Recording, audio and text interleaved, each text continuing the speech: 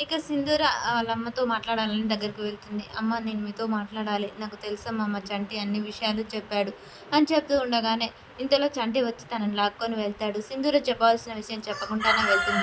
ఇక చంటి పక్కకు తీసుకు "అదేంటమ్మా నువ్వు చెప్పలేదు" అంటే "ఆ అమ్మగారు ఏదో బయటికి వెళ్ళాలన్నారు కదా! ఈ టైంలో అలా చెప్తే బాగోదు. అందుకే చెప్పలేదురా. సరేలే సాయంత్రమైనా చెప్దువు. వచ్చి రాగానే చెప్తే కూడా బాగోదులేమ్మా. సరే నేను నా పని చూసుకుంటాను. సాయంత్రం మాత్రం తప్పకుండా అమ్మగారికి చెప్పాలి" అనగానే చంటి "నా భయం అదేరా" అని చంటి లోనికి వెళ్ళిపోతాడు. ఇక ఆలోచిస్తూ ఉండగానే చక్రం సింధుర దగ్గరికొస్తాడు. "అమ్మ మనం అనుకున్నది నిజమే.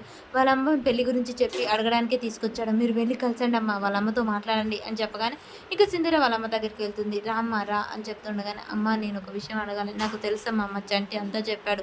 నీ మెడలో తాళి కట్టిన విషయం నాకు చెప్పాడు. నువ్వు తాళి తీసేయలేదంటే మా చంటి నీకు ఇష్టమేనమ్మా" అని చెప్పేసి అంటూ ఉంటుంది.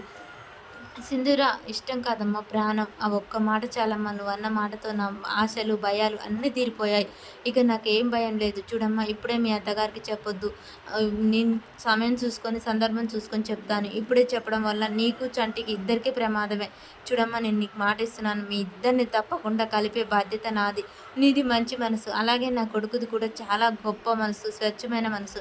అలాంటిది మీ ఇద్దరు ఒకటైతే నాకు చాలా సంతోషంగా ఉంది.